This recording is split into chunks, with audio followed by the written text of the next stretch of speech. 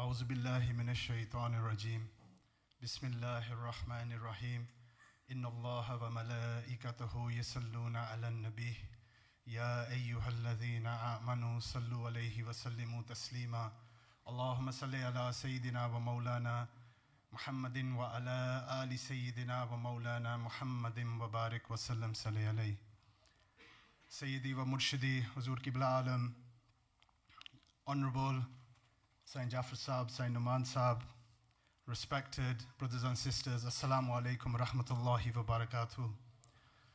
We thank Allah subhanahu wa ta'ala for allowing us to gather for His remembrance amongst His blessed awliya.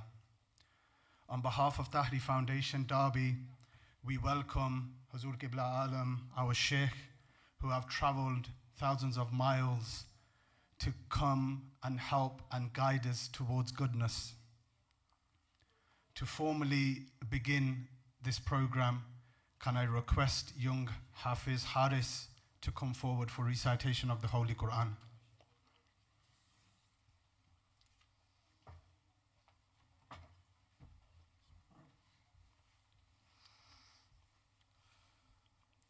أعوذ بالله من الشيطان الرجيم بسم الله الرحمن الرحيم نون والقلم وما يسطرون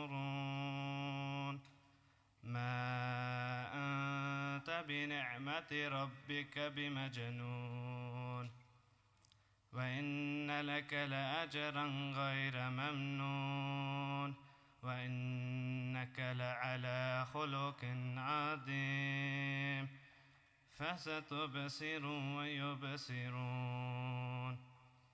بأيكم المفتون إن ربك هو أعلم بمن ضل عن سبيله وهو أعلم بالمهتدين فلا تطع المكذبين ودوا لو تدحن فيدحنون ولا تطع كل حلاف مهين هماز مشاء بنميم مناع للخير معتد أثيم عتل بعد ذلك زنيم أن كان ذا مال وبنين إذا تتلى عليه آياتنا قال أساطير الأولين صدق الله العظيم.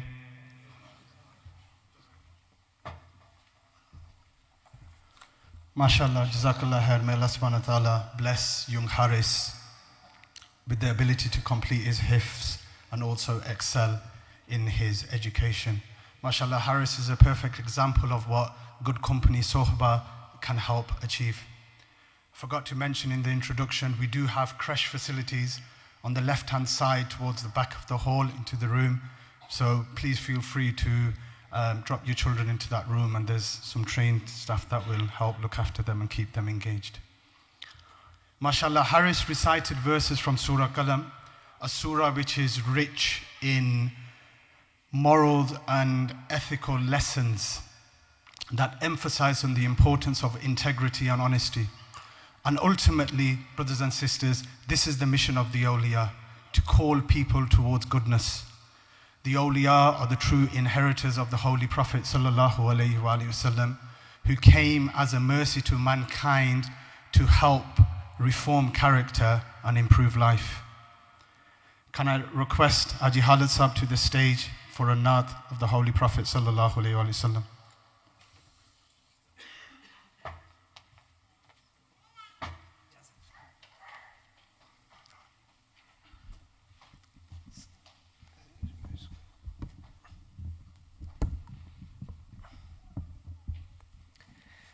تو حبیب تو طبیب تو دردن جو دوا تو ہی دردن جو دارو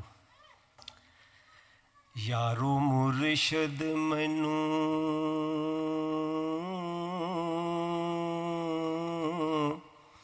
اے ਇਹੋ ਜਿਹਾ ਮਿਲਿਆ ਜਿਸ ਦਿਲ ਦੇ ਜ਼ੰਗ ਗਵਾ ਦਿੱਤੇ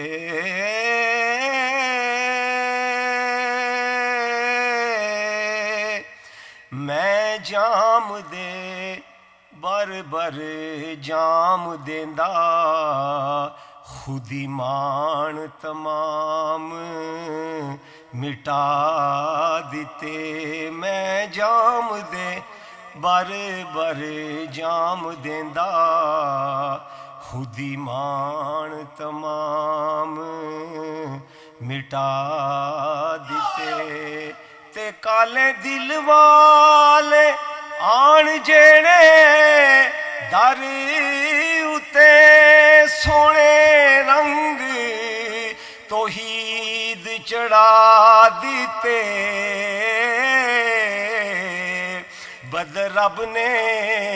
ਬਦ ਰੱਬ ਨੇ ਇਹੋ ਜਿਹਾ ਪੀਰ ਦਿੱਤਾ ਜਿਸ ਵਿਛੜੇ ਯਾਰ ਮਿਲਾ ਦਿੱਤੇ ਬਦ ਰੱਬ ਨੇ ਖਾਲਿਦ ਰੱਬ ਨੇ ਸੱਜਣ ਜਿਹਾ ਪੀਰ ਦਿੱਤਾ ਜਿਸ ਵਿਛੜੇ ਯਾਰ ਮਿਲਾ ਦਿੱਤੇ ਦਰੂਦ ਪਾਕ सल्लल्लाहु अलैका या रसूल अल्लाह वसल्लम अलैका या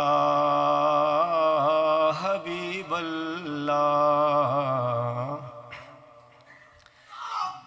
ज़िसियाँ रूह से आकर दम आगिसनी या रसूल अल्लाह ज़िसियाँ रूह से आकर दम आगिसनी या रसूल अल्लाह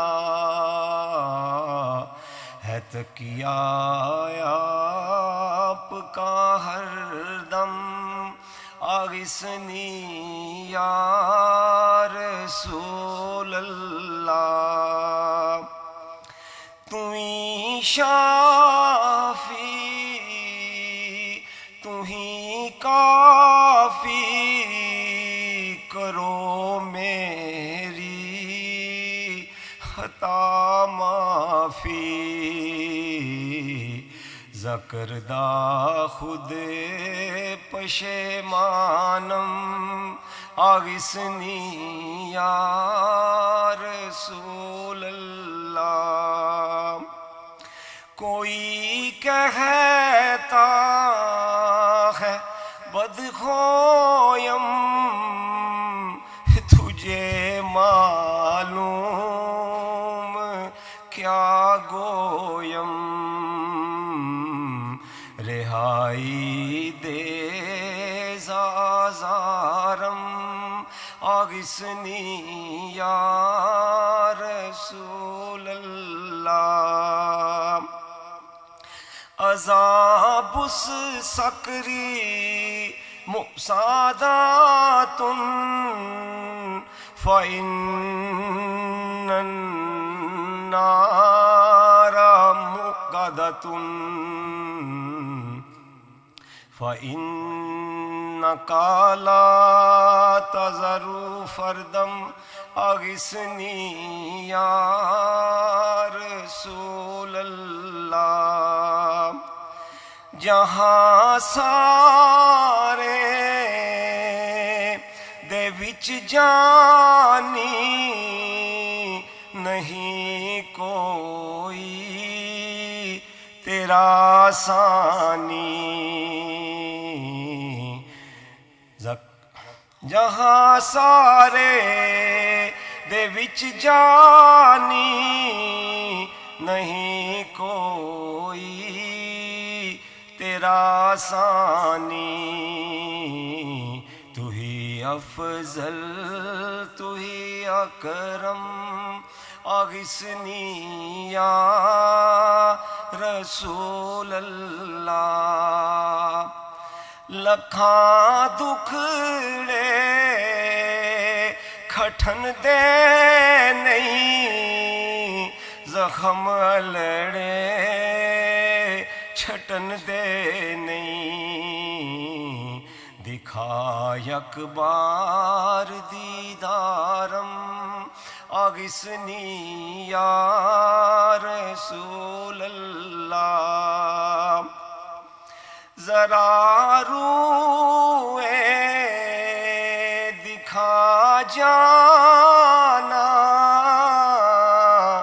جنازے میں ذرا روئے دکھا جانا جنازے میں آ جا قبر میں رکھی پر تم اغثنی یا رسول اللہ حضرت محمد غفار بریانم بفرقت سینہ بریانم ونجایو مونجتے ہر غم اغثنی یا رسول اللہ زیسیاں رو سے آ کر دم اغثنی یا رسول اللہ صلی اللہ علیہ وسلم.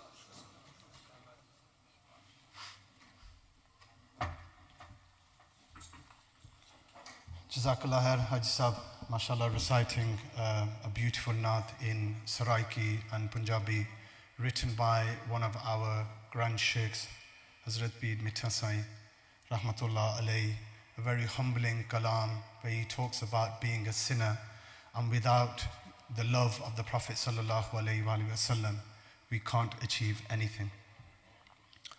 We live in an era where we see immense bookish knowledge, yet unfortunately this knowledge isn't reflected in our character, and often this is due to the sicknesses of the heart that include jealousy, hate, envy and arrogance. Through the sohbat of the awliya, we receive help in ridding our heart of these sicknesses, which then in return gets us close to Allah subhanahu wa ta'ala and helps us reflect the prophetic character. Our Shaykh, Hazrat Muhammad Tahir Naqshbandi, who's also known lovingly as Mahbub Sajjan Sai, comes from the Indus Valley of Sindh, from a place called Allahabad Sharif, near the city of Gandiaru. They belong to the Naqshbandi Tariqa of the Tasawwuf, which connects to the Prophet sallallahu alaihi wasallam through Hazrat Abu Bakr Siddiq radiyallahu ta'ala an. The Sheikh has many thousands of madrasas, schools and educational institutes, including universities across Pakistan and other areas of the world. These madrasas promote the Sheikh's teachings, which are of love, kindness and brotherhood. And these madrasas are not your average, or what I would say your typical madrasa, that just teach knowledge of the deen. In actual fact, they teach how to implement this knowledge of the deen and show that prophetic character by teaching the students many skills. So they're not just reliant or dependent on going into a masjid or going into an area and teaching deen, but also actively acting as a role model of the Prophet sallallahu alaihi wasallam. The Naqshbandi Tariqa is built upon the love that Hazrat Abu Bakr Siddiq radiyallahu ta'ala an had for the Prophet sallallahu alaihi wasallam, something that was exemplar and stood out amongst all of the Sahaba. Following this tradition of love, can I request young Zain Ashraf to the stage for the recitation of a manqabat to express his love for his Shaykh.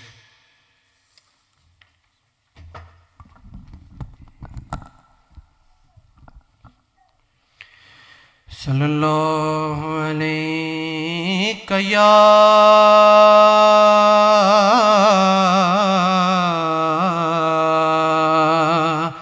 Rasulallah wa sallam alayka ya Habiballah sallallahu alayka ya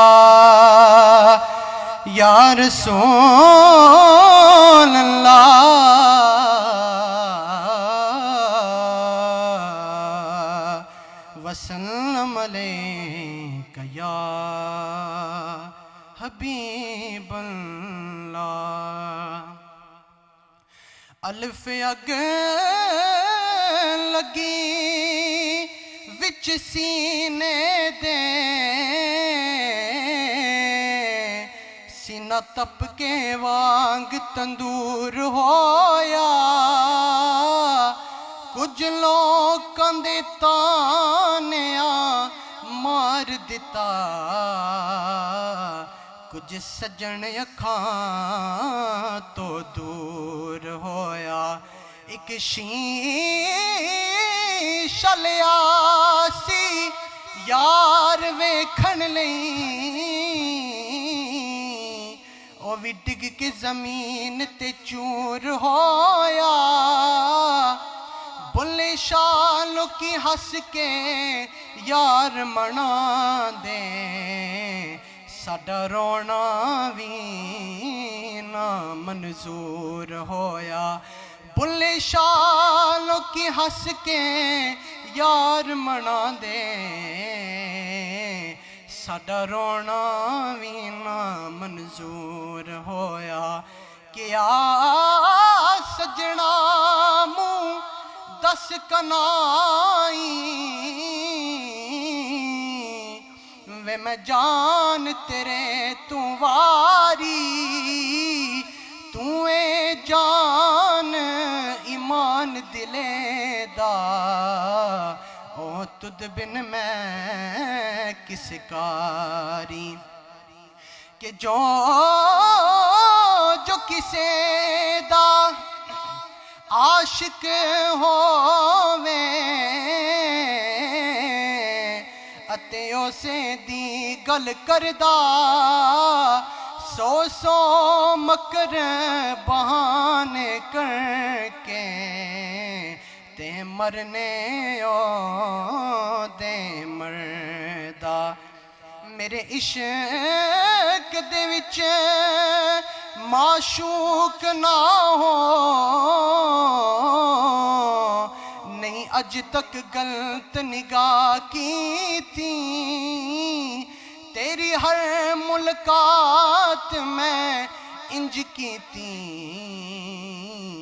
जिवे मूसा नाल खुदा की थी तेरी हर मुलाकात मैं इंज की थी जिवे मूसा नाल खुदा की थी हाँ कितना करम कमाया सजन साईं ने कितना करम कमाया सजन साईं ने अल्लाह दा जिक्र सिखाया सजन साईं ने अल्लाह दा जिक्र सिखाया सजन साईं ने कितना करम कमाया सजन साईं ने कितना करम कमाया सजन साईं ने अल्लाह दा जिक्र सिखाया सजन साईं ने डिगदा डिगदा मैं तां दोज़ख डिग जांदा डिगदा डिगदा मैं ते दोज़ख डिग जांदा ओ डिगदा डिगदा मैं ते दोज़ख ڈگ جاندا ڈگدا ڈگدا میں تے دوزخ ڈگ جاندا او باہوں پکڑ بچایا سجن سائیں نے باہوں پکڑ بچایا سجن سائیں نے اللہ دا ذکر سکھایا سجن سائیں نے طاہری ہر دم شکر خدا دا کریا کر طاہری ہر دم شکر خدا دا کریا کر او طاہری ہر دم شکر خدا دا کریا کر طاہری ہر دم شکر خدا دا کریا کر کیونکہ تینوں گل نال لایا سجن سائیں نے تینوں گل نال لایا سجن سائیں نے اللہ دا ذکر سکھایا سجن سائیں نے او مینوں جام سرائیاں دی کوئی لوڑ نہیں مینوں جام سرائیاں دی کوئی لوڑ نہیں او مینوں جام سرائیاں دی کوئی لوڑ نہیں مینوں جام سرائیاں دی کوئی لوڑ نہیں کیونکہ ایسا جام پلایا سجن سائیں نے ایسا جام پلایا سجن سائیں نے اللہ دا ذکر سکھایا سجن سائیں نے او کنا کرم کمایا سجن سائیں نے اللہ دا ذکر سکھایا سجن سائیں نے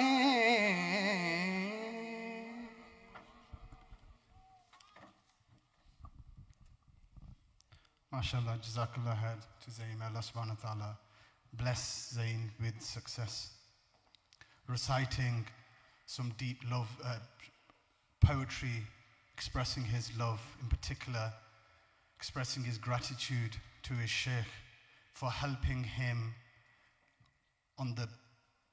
put him on the right path, the path of guidance, and saving him from falling into hell. Through what? Through the zikr of Allah. And this is what the awliya teach. The sohbat, the tarbiyah, and the zikr of Allah. The message of the awliya has always been servitude of humanity. Huzur emphasized on the importance of helping people of their physical, spiritual, and mental needs. On the advice and guidance of Huzur Qibla Alam, our beloved brother Safdar, may Allah subhanahu wa ta'ala raise his ranks, set up Community One, an arm of Tahri Foundation. Community One is a peer-led organization that serves the needs of our community. This organization is working hard in many areas, including health and well-being. The organization has a strong focus on mental health, a very live issue within our community that impacts many of us, many of our family and friends, yet unfortunately we are afraid to talk about it. We are afraid to go and access professional help, advice and support. So this is an area where Huzur have always said it's that we need to concentrate on, and it's every single one of our responsibility to keep a lookout first and foremost for ourselves, our own mental health, well-being, but then also of those our loved ones, be it friends, be it family, or be it people just generally within our community. It's something that we must do. Many of our brothers that have front-facing jobs like taxiing or shops, including barbershop, so you tend to build a relationship with your customers. And again, it's a perfect opportunity to see how people are, and if you notice something that's unusual, the way they behave, the way they act, and then offering that advice and support. To talk about some of this work that we do a bit further, can I request Danish to come forward, please?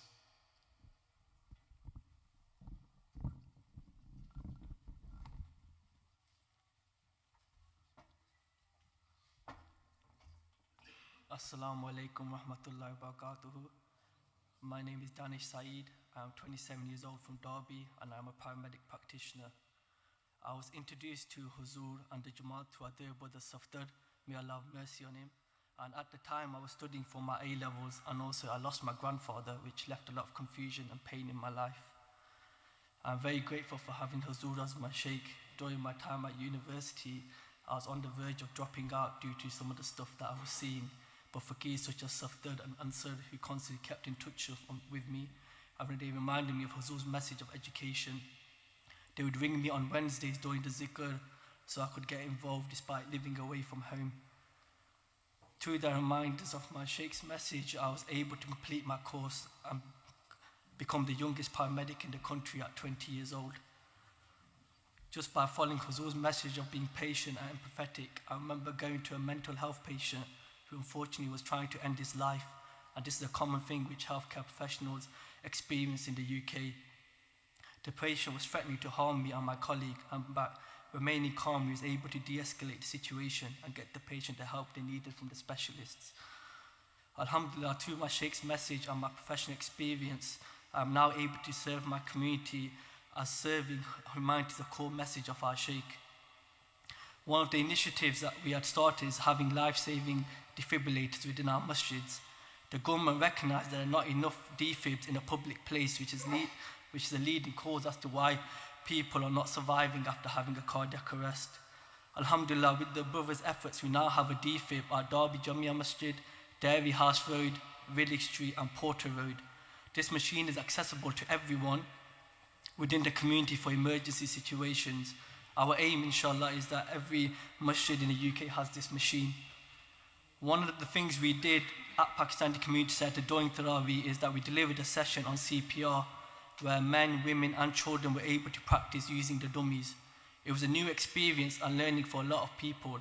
We also did blood pressure checks within the community and identified those that are at risk of having high blood pressure and getting them help which can prevent them from having a stroke or a heart attack.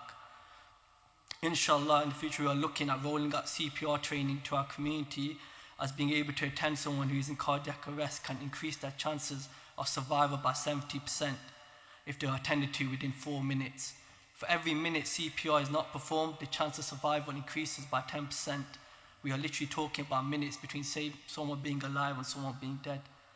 I would like to thank you for giving your time to share my words, and whoever you meet here today will have their own experience. And this is a sign of my sheikh's fairs coming from the Prophet ﷺ. Thank you very much.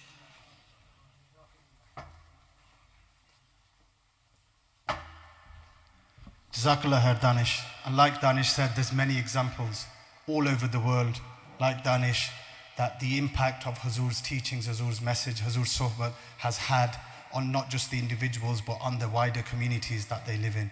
May Allah subhanahu wa ta'ala give us the ability to continue with this work with the right sincerity and help as much people as we can. Can I request the President of our Jamaat Islahul Muslimeen, Qibla Sai Jafar Saab, to come forward and share their thoughts with us.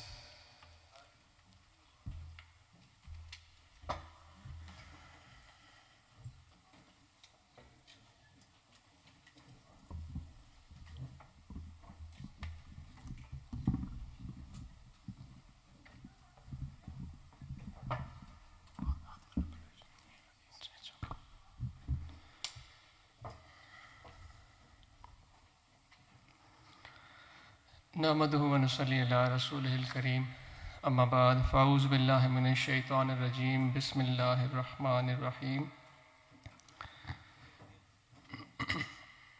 It is narrated by Hazrat Umar ibn al-Khattab radiyallahu ta'ala anhu that Prophet sallallahu alaihi wasallam said,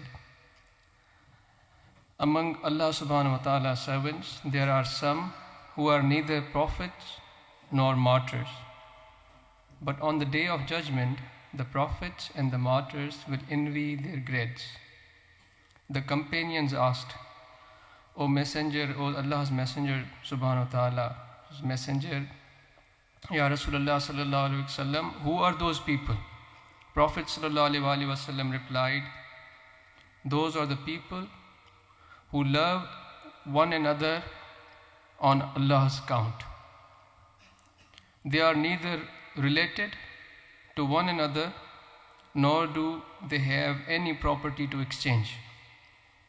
I swear on Allah subhanahu wa ta'ala that they will have faces of light. They will be on pulpits of lights. They will not have any fear when others will be afraid. They will not have any grief when others will be grieved. My friends, just a small question in front of you. How do you perceive life? What do you think of life? Just to think about it, we have a life. Everyone has a life. How do you perceive the life? Just to give an example to make it easier for you, when we are gifted with, let's say, a beautiful shirt by a friend, we perceive that shirt, that it is a gift from a friend. I will wear it because it will provide me protection from harsh environment. I would look beautiful in it. That is how we would perceive that gift. So now, how do you perceive the life? Just another example. There were people who were blind. They never saw an elephant because they did not have any eyes. They might have heard of elephant. So once the elephant was brought in, and all those blinded were taken to the elephant, and they were told, there is an elephant in front of you. Can you explain how elephant is? So the blind walked towards an elephant because they cannot see. So they started touching the elephant. First, they touched the leg of an elephant, and all of a sudden they said, oh, elephant is like a pillar, because they had never seen an elephant. And they further touched the elephant. So they went on touching the ear of elephant. And they went on saying, oh, the elephant is like a blanket. So on and so forth. As far as they went, they touched different parts, and there was a certainly different answer. So now, how do you perceive life? So my friend, this is a question which holds a very big answer, because we are blind. Not visually, but spiritually. So take a life as an example of the elephant which was brought in front of those blind people. Our spirits, our spiritual being is blind. So as we walk on, we touch different aspects of life. Let's say when you get married, you have a beautiful wife, you would say, this is life. When you start earning, you get good earning, credit into your account, you would say, this is life. And when you are blessed with a baby, a child, you would say, this is life. So no doubt it is a life. But does it explain the life fully? Does it provide the complete answer? I wouldn't say it provides a complete answer. So how do we understand the complete essence of life?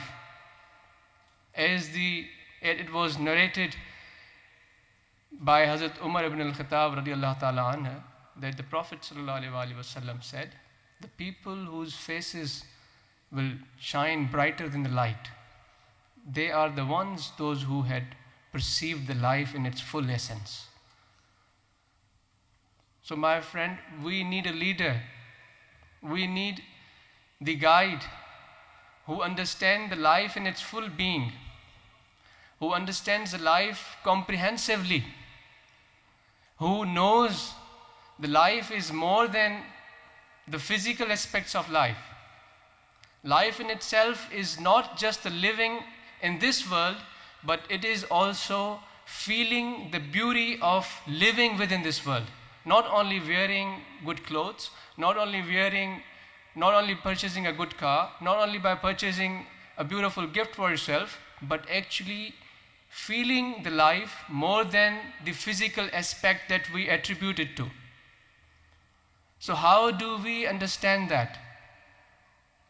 We are blind, like those blind people.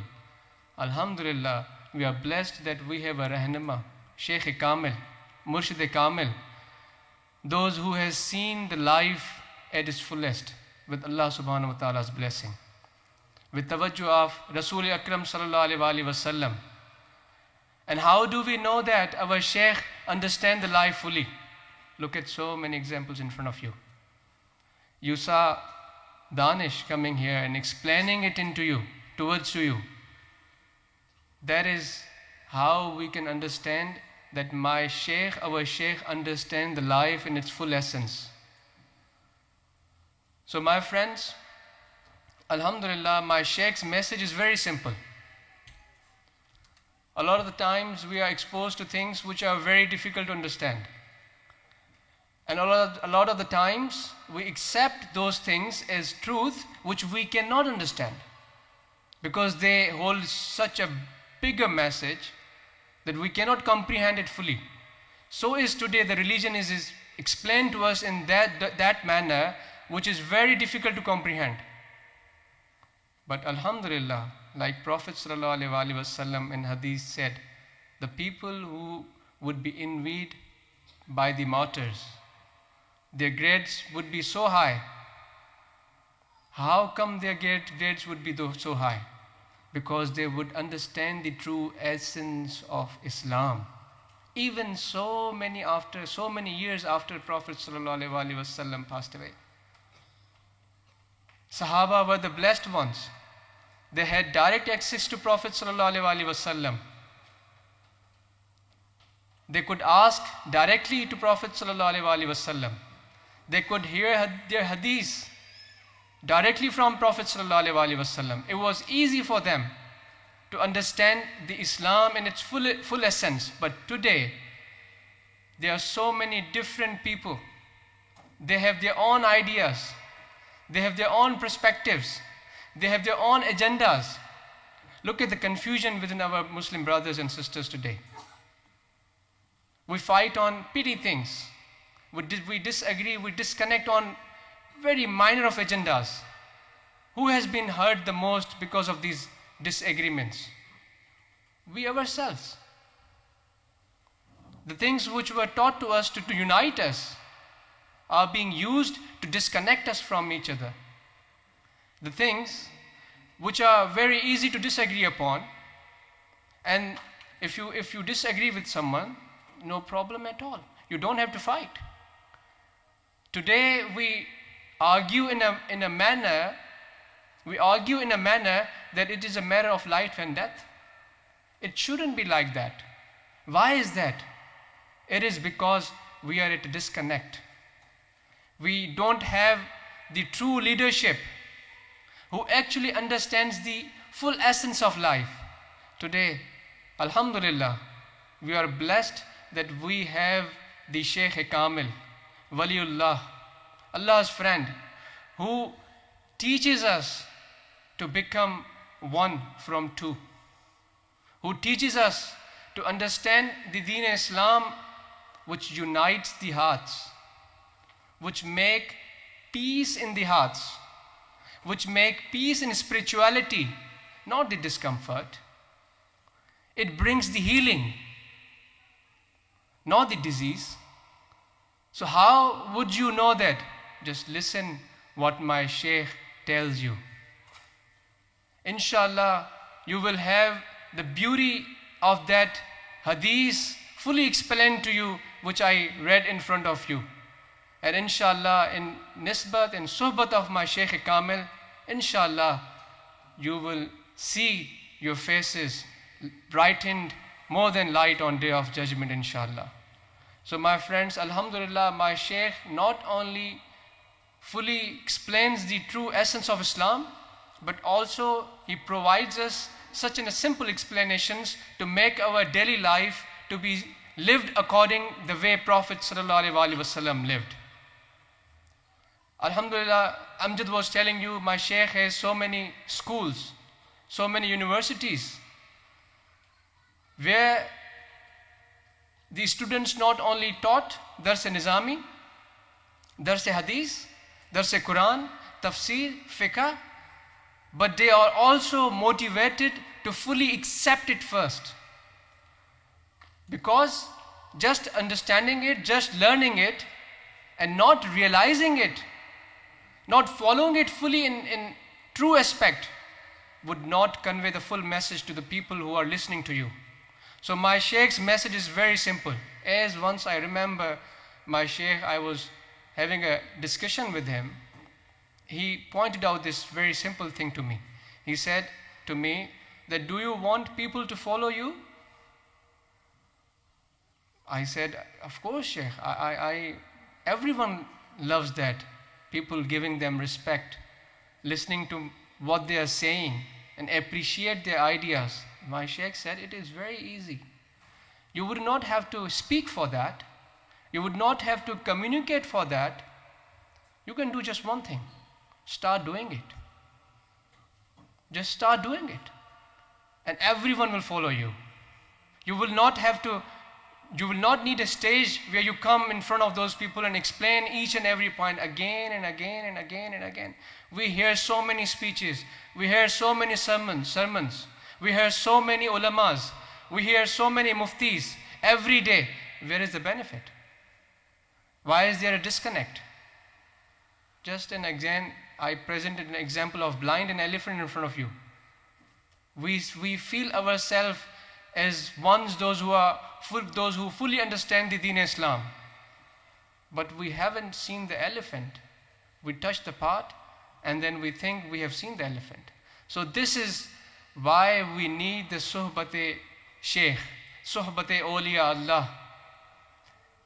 Why? Because they not only speak, but they do what they say. They live their lives like that. Alhamdulillah, my Shaykh is here today in front of you. My Shaykh is a very successful businessman. I have seen him being an agriculturist. I belong to a very humble background of a farmer family. By profession, my father, my Shaykh, is a farmer. And today, whatever I am here is because of his hard work. And it is not like that everything is provided to him. Those who had the opportunity to see my Shaykh in Allahabad Sharif, as Amjad was telling you, it is in city of Kandiaro, province of Sindh. After the Fajr prayer, there is a muraqabah there every day. And after the muraqabah, I've seen my Shaykh coming back home, having his breakfast, and he would go out on his fields. He would work hard. He would let his body sweat. So that is why today, alhamdulillah, I am blessed with the life because of my Shaykh, my father. So my friends, just open your hearts. Just allow your hearts to think different today. To allow your body, allow your spirit feel the different breeze today. Just open it. Just let it free for a day. No, not a day, just for 30 minutes, 40 minutes.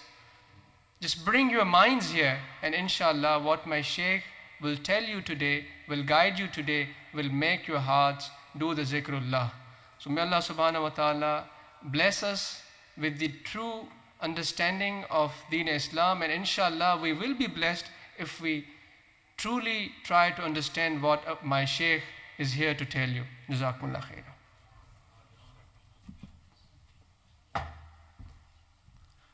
Jazakallah khair. May Allah subhanahu wa ta'ala bless Qibla Sayyid Jafar Sahib with a long, happy, successful life. MashaAllah, many pearls of wisdom within their short speech. But the main thing that I took from that is action is louder than words. And I'm definitely blameworthy of that. Probably talk more, do less. So a lesson for me is actually doing more and talking less. Moving on swiftly. I have the great honor and privilege of announcing, requesting my Sheikh to bless us with their words of wisdom.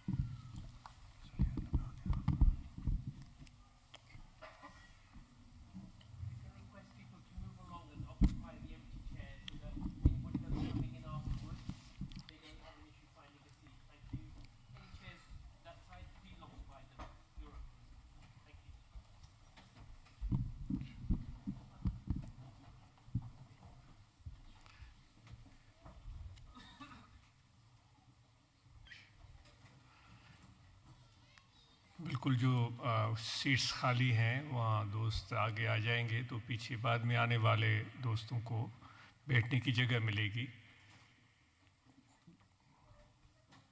ان کے لیے آسانی ہو جائے گی.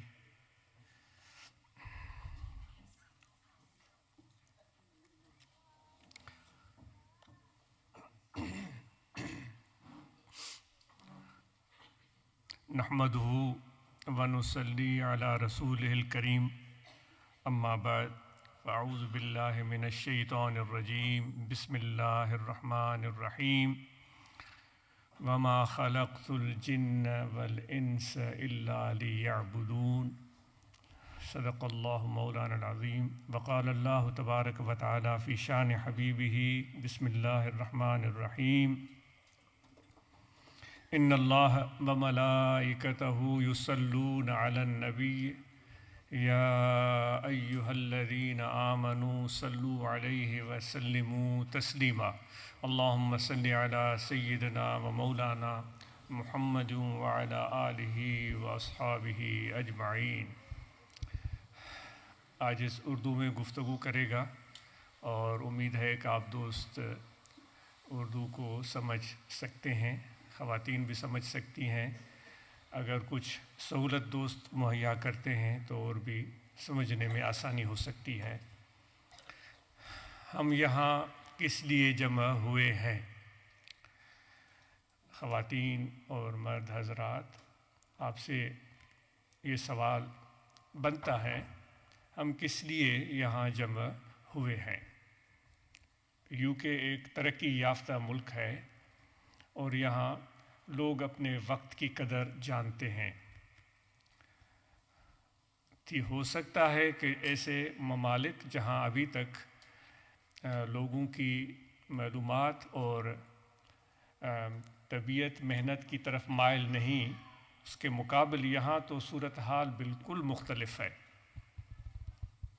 کچھ بھی آپ اس وقت میں کر سکتے تھے اور بے شمار آپ کی ذمہ داریاں ہیں،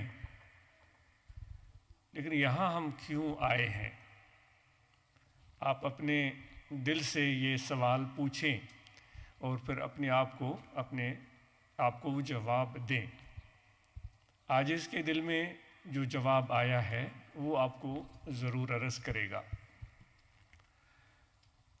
ہم یہاں عاجز کے خیال میں اس لیے جمع ہوئے ہیں کہ ہم اللہ تبارک و تعالیٰ کو یاد کریں، اس کا ذکر کریں. لیکن پھر سوال پیدا ہوتا ہے، کیا ہم اللہ تبارک و تعالیٰ کی معرفت رکھتے ہیں؟ جس کا ذکر کرنے جا رہے ہیں اس کی ذات اور صفات کے بارے میں ہمیں کچھ معلومات ہے؟ اگر معلومات نامکمل ہے، نہیں ہے، تو بھی ذکر کا یقیناً فائدہ ہے، ثواب ملے گا، نیکیاں ملیں گی. وہ ثواب اور نیکیاں ہم اور آپ کو جنت کی طرف پہنچانے کا ذریعہ بنتی ہیں. لیکن پھر یہ سوال بنتا ہے کہ وہ شخص جو کہ اللہ تبارک و تعالیٰ کی معرفت رکھتا ہے، اللہ تبارک و تعالیٰ کو جانتا ہے، اور وہ شخص جو اللہ تبارک و تعالیٰ کو اتنا نہیں جانتا، کیا ان دونوں کے ذکر اور یاد میں کچھ فرق ہو سکتا ہے؟ یہ بھی سوچنے والی بات ہے۔ تو سمجھ میں اس طرح آتا ہے کہ اللہ تعالیٰ فرماتا ہے قرآن مجید میں کہ میرے نبی ان کو بتا دیجئے، قُلْ هَلْ يَسْتَوِي الَّذِينَ يَعْلَمُونَ وَالَّذِينَ لَا يَعْلَمُونَ، کیا وہ دو قسم کے لوگ برابر ہو سکتے ہیں؟ ایک وہ جو جانتے ہیں، دوسرے وہ جو نہیں جانتے۔ اللہ تبارک و تعالیٰ اپنے پیارے نبی صلی اللہ علیہ وآلہ وسلم کو فرماتا ہے کہ ان لوگوں سے جو ہم سب ان سے پوچھ لیجئے۔ اس کا جواب آپ اچھی طرح سمجھ سکتے ہیں کہ علم والا، جاننے والا بہتر ہوتا ہے جس کو علم نہیں ہے اس سے۔ آج اس ملک میں ہم یہاں بیٹھے ہوئے ہیں، کیوں بیٹھے ہوئے ہیں؟ کہ دنیاوی علم، سائنس، ٹیکنالوجی اور بہترین اور بہت ساری چیزیں، ان کا علم اس ملک میں رکھنے والے موجود ہیں، اور انہوں نے ایک ایسا سسٹم بنا دیا ہے کہ لوگ اس چیز میں دلچسپی محسوس کرتے ہیں۔ حالانکہ بڑے بڑے پہلوان، طاقتور، زوراور اور بڑے بڑے قبیلے سے تعلق رکھنے والے اور ممالک میں موجود ہوں گے جو بہت ساری چیزیں جانتے ہوں گے، اچھا کھانا کھا سکتے ہیں، اچھے کپڑے پہنتے ہوں گے، عالیشان ان کے گھر ہوں گے، بہترین گاڑیاں ہوں گی، لیکن ہم ان کے ساتھ نہیں رہے، ان کو چھوڑ کر ہم یہاں آ گئے، تو اس کی کوئی نہ کوئی وجہ ہوگی۔ تو اب یہ سوال پیدا ہوتا ہے کہ جس اللہ کو ہم یاد کرنے کے لیے یہاں جمع ہوئے ہیں تو اس کا علم ہے ہمارے پاس، اس کی پہچان ہے، تو یہ تو ہر شخص اپنی کیفیت کو خود سمجھتا ہے اور جانتا ہے۔ اس بارے میں اس گفتگو کو چھوڑ کر ہم ایک اور طرف آتے ہیں کہ اچھا اگر ہمارے پاس اس کی پہچان نہیں ہے، اللہ تبارک و تعالیٰ کی پہچان نہیں ہے، معرفت نہیں ہے، تو وہ ہمیں کیسے حاصل ہوگی؟ بے شمار لوگ آپ کو بتانے کے لیے تیار بیٹھے ہوں گے، جو آپ کو تقریر کے ذریعے، لیکچر کے ذریعے، وائز کے ذریعے آپ کو بتا سکتے ہیں، لیکن آئے ہم آج یہ مل بیٹھ کر اس پر سوچتے ہیں کہ آخر اس پروردگار کو، اللہ تعالیٰ کی ذات کو کی پہچان اور معرفت ہمیں کیسے ملے گی؟ اس میں ایک نقطۂ نظر، چونکہ ہم طریقت سے تعلق کی بات کرتے ہیں اور ہمارا اس سے رابطہ ہے، وہ تعلق ہے جس پر الحمدللہ اللہ کا شکر ہے، تو ہم ان کا جو ایک نقطۂ نظر ہے، جس طرح حضرت گنج بخش لاہوری رحمۃ اللہ علیہ، حضرت مبوی سبحانی غوث اعظم رضی اللہ تعالیٰ عنہ، خواجہ معین الدین چشتی اجمیری رضی اللہ تعالیٰ عنہ، خواجہ بہاؤالدین نقشبندی بخاری رضی اللہ تعالیٰ عنہ، بایزید بستامی رضی اللہ تعالیٰ عنہ، ان لوگوں کا کچھ اس بارے میں یہ کہنا ہے کہ اللہ تعالیٰ کو وہ پہچان سکتا ہے جو پہلے اپنے آپ کو پہچانے، اپنے آپ کو پہچان لے۔ یہ پھر سوال ہوتا ہے کہ بھائی اللہ تعالیٰ تو بڑی عظمت والا، سب سے بڑا، اس کی دنیا بھی بہت بڑی، کائنات دیکھیں، سیارے دیکھیں، ستارے دیکھیں، دنیایں دیکھیں، بے شمار، انسان کے عقل اور فہم سے بھی بہت ہی زیادہ۔ چھوٹا سا سوال ہے آپ سے اور مجھ میں اپنے آپ سے، کیا ہم اپنے آپ کو پہچانتے ہیں کہ ہم کیا ہیں؟ ہم کس طرح کے بندے ہیں؟ دوسرے الفاظ میں اگر وہ اچھے تو نہیں لگتے، ہم یہ کہیں کہ ہم کس مرض کی دوا ہیں، ہم ہیں کیا؟ اچھا اس کو بھی چھوڑیں، یہ سوال ہے کہ آپ اور ہم نے کبھی کوشش کی ہے کہ ہم اپنے آپ کو سمجھیں کہ ہم کیا ہیں؟ یہ نیت کی ہے، یہ ارادہ کیا ہے کہ اپنے آپ کو سمجھیں کہ ہم ہیں کیا، ہم کیا چاہتے ہیں، ہم کس طرح کے انسان ہیں، یہ کوشش کی ہے؟ اس موقع پر وہ حدیث بھی ایک آتی ہے، حضور علیہ الصلوۃ والسلام فرماتے ہیں مومن مومن کے لیے آئینہ ہوتا ہے. ہم بعض اوقات کسی کے بارے میں یہ کہتے ہیں کہ یہ بھائی بڑا غصے والا ہے, یہ تو بڑا تکبر کرتا ہے, یہ بہت بڑا خود پسند اور مغرور ہے, یا اس طرح کی بے شمار چیزیں. تو حضور علیہ الصلوۃ والسلام کے ارشاد عالیہ کے مطابق کہ مومن مومن کے لیے آئینہ ہے, تو کیا ایسا تو نہیں ہے کہ جو سامنے ہمیں نظر آ رہا ہے وہ ہماری عادتوں کا عکس ہے, ہمارے اندر وہ خرابیاں ہیں, ہم اکڑ کرتے ہیں, جو اور کسی اور شخص میں نظر آ رہی ہے وہ چیز, وہ بنیادی طور پر جو حضور نے فرمایا مومن مومن کے لیے آئینہ ہے, وہ اپنا عکس تو ہم نہیں دیکھتے. وہ اکڑ والا بندہ, وہ تکبر کرنے والا, وہ غصہ کرنے والا, وہ انتقام لینے والا, وہ ظلم کرنے والا, وہ حق غصب کرنے والا, اور گھر میں محبت اور پیار سے پیش نہ آنے والا, وہ سامنے والا بندہ نہیں ہے, وہ میں خود ہوں. جو سامنے مجھے آئینے میں نظر آ رہا ہے وہ نہیں ہے, وہ میرا عکس ہے. تو اس لیے ہم مراقبہ کرتے ہیں. ہم تو ایسے آنکھیں بند کر کے تھوڑی دیر بیٹھ جاتے ہیں, لیکن حقیقت یہ ہے کہ ہم اس لیے مراقبہ کرتے ہیں کہ اپنے اندر جھانکیں اور اپنے آپ کو پہچاننے کی کوشش کریں. مولانا جلال الدین رومی رحمۃ اللہ علیہ فرماتے ہیں کہ ایک شخص تھا, وہ شکار کے غرض سے, مجھے امید ہے کہ آپ کو اردو سمجھ میں آ رہی ہوگی, وہ شکار کے غرض سے جنگل کی طرف گیا. وہ شکار کرنا چاہتا تھا. لوگ شروع کے زمانے میں کام بھی کرتے تھے, پھر پیٹ بھرنے کے لیے شکار کرتے تھے. وہ شکار کرنے کے لیے جنگل میں گیا. جنگل بہت گھنا تھا اور اس کو اس گھنے جنگل میں کافی ٹائم لگ گیا.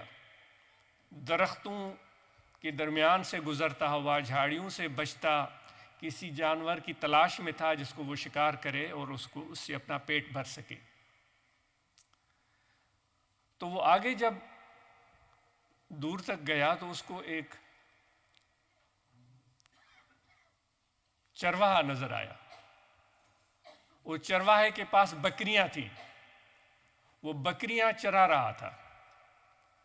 وہ بکریوں کے ساتھ چرواہے کا ہونا یہ کوئی غیر معمولی بات نہیں ہے. غیر معمولی بات تب بنی کہ جب اسے نظر آیا کہ اس غول میں صرف بکریاں نہیں تھی, ایک شیر بھی تھا. اور وہ شیر ان بکریوں کے ساتھ گھوم رہا تھا. وہ جو آنے والا وہ شکاری کوئی اور نہیں تھا, وہ بھی ایک شیر تھا. تھوڑی جو بات شروع میں نے عرض کی, وہ بھی ایک شیر تھا. اس نے اس بکریوں پر حملہ کرنے کی کوشش کی تو بکریاں بھاگیں اپنی جان بچانے کے لیے. تو وہ شیر جو اس بکریوں کے غول میں موجود تھا وہ بھی بھاگنے لگا. تو یہ جو شیر ان بکریوں کو پھاڑنا چاہتا تھا, شکار کرنا چاہ رہا تھا, تو اپنے جیسے شیر کو دیکھ کر کہ وہ بھی بکریوں کی طرح ڈرپوک اور بزدل بن کر بھاگ رہا ہے, تو اس کو حیرت ہوئی کہ شیر کی یہ وصف نہیں ہے کہ ڈر کر بھاگے. تو بڑی کوشش اور دوڑ کے بعد وہ اس شیر تک پہنچ پایا اور اس شیر کے قریب جا کر کہنے لگا, تم کیوں بھاگ رہے ہو؟ یہ تو بکریاں ہیں, یہ تو شکار بنتی رہتی ہیں, تم کیوں بھاگ رہے ہو؟ اس شیر نے کہا, میں بھی بکری ہوں, میں بھی بکری ہوں. شیر نے کہا کہ تم کیسے بکری ہو؟ کیونکہ وہ صرف بکری کو ہی دیکھ رہا تھا. اس نے کہا, انہی کی طرح میرے 4 پاؤں ہیں, انہی کی طرح میرے 2 کان بھی ہیں, میں بھی انہی کی طرح رہتا ہوں, انہی کی طرح پھرتا ہوں, انہی کی طرح بھاگتا ہوں, میں بکری ہوں.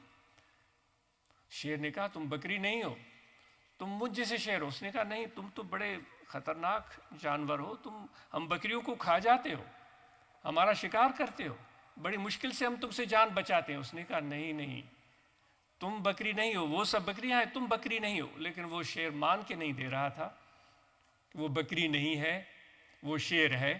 تو شیر نے اس کو کہا کہ ذرا تھوڑا میرے ساتھ چلو. بڑی مشکل سے اس کو اپنے ساتھ لے کر گیا.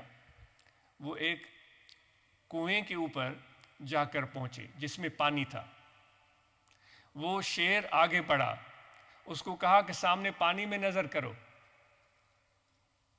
مجھے دیکھو, میرا عکس دیکھو. اس نے عکس دیکھا, مجھے بھی دیکھا ہے, میرا عکس بھی دیکھا ہے. اس نے کہا, میں نے دیکھا, بالکل سیم ہے.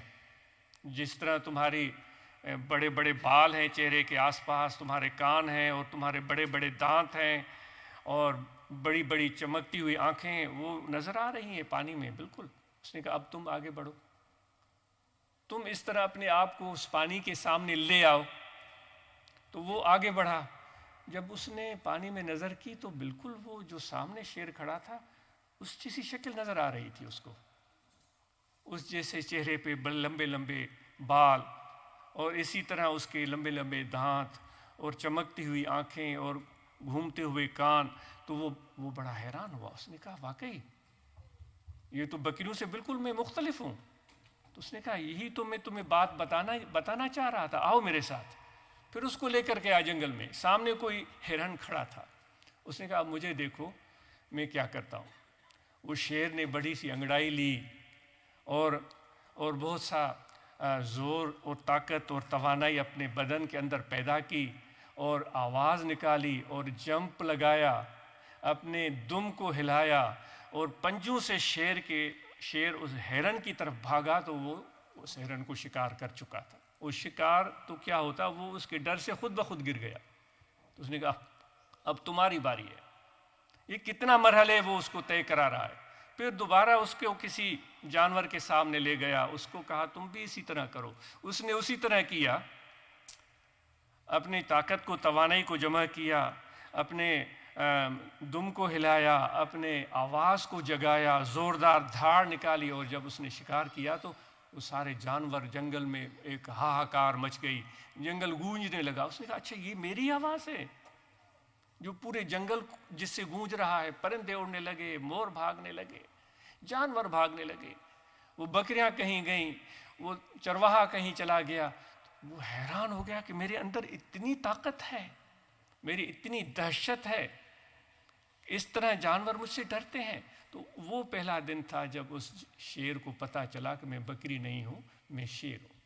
وہ کیوں اس طرح ہوا تھا؟ کیونکہ وہ بکریوں کی صحبت میں رہتا تھا, وہ بکریوں کے ساتھ گھومتا تھا, وہ بکریوں جیسی عادتیں اس میں پیدا ہو چکی تھیں.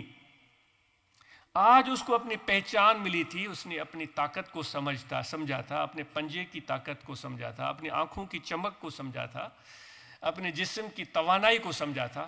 اس دن کے بعد وہ شیر ایک نئی زندگی سے روشناس ہوا تھا. آپ سے بھی یہ سوال ہے کہ ہم ہیں کون؟ ہمارے اندر ہم کس مرض کی دوا ہیں؟ ہم کیا کر سکتے ہیں؟